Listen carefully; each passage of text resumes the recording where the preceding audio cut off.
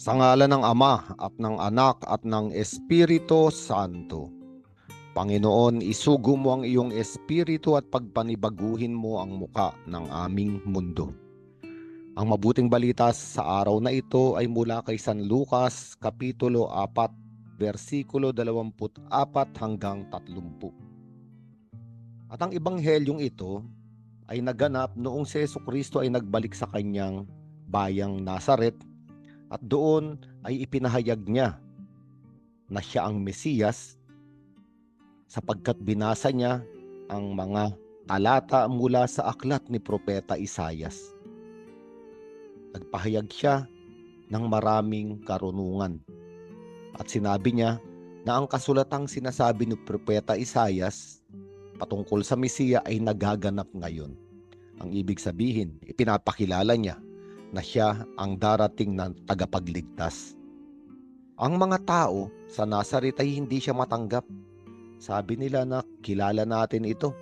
Ito ang anak ni Jose, ang karpintero. Kilala rin natin ang kanyang mga magulang, ang kanyang mga kapatid. Kaya nga, sinabi ni Jesucristo ang ebanghelyo natin sa araw na ito. Sabi niya, walang propetang kinikilala sa kanyang sariling bayan.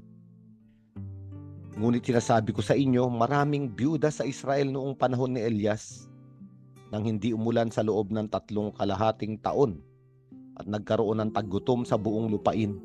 Subalit hindi pinapunta si Elias sa kanino man sa kanila, kundi sa isang byuda sa Sarepta sa lupain ng Sidon.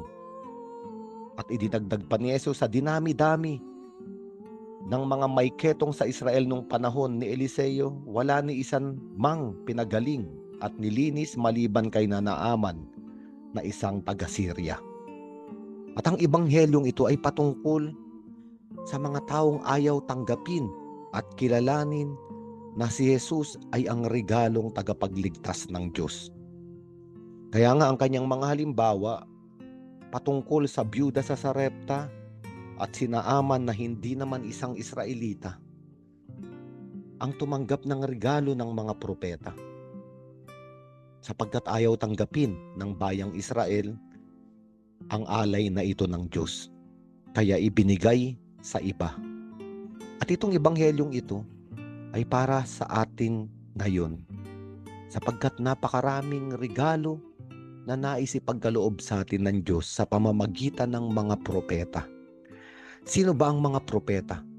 Ang mga propeta ay ang mga taong pinapadala ng Diyos para kausapin tayo, para ipakita ang mali nating mga landasin, ang ating mga masasamang kaugalian, ang ating pagkaligaw at paglayo sa kalooban ng Diyos. Sila ang mga propeta na nagtutuwid sa atin ng buong pag-ibig. Nasa buhay natin sila. Ngunit ang panganib, katulad ng mga tao sa Nazaret, ay kapag hindi natin tinanggap ang salita ng mga propeta, sapagkat ang regalong ito ay ibibigay sa iba. Kaya nga sa araw na ito tayo ay magpasalamat kung tayo ay nakakapakinig pa ng salita ng Diyos. Kung tayo ay naliliwanagan pa sa mga maling ginagawa natin sa ating buhay. Ito ay ipinapahayag ng Diyos sa pamamagitan ng simbahan, sa pamamagitan ng mga propeta, hindi para tayo ay pahiyain, hindi para tayo ay kondenahin, akusahan at parusahan, kung hindi para bigyan tayo ng liwanag na makita na ang dinadaanan nating daan ay liku-liko at papunta sa pagkaligaw. At ang salita ng mga propeta, katulad ng ebanghelyo ngayon, ay para tayo ay manumbalik doon sa totoong daan patungo sa kaligtasan. Ito ang nais ni Jesus na ipagkaloob sa atin. Ito ang nais niyang ibigay sa atin. Nasa loob siya ng ating buhay. Ipinapahayag niya na siya ang tagapagligtas.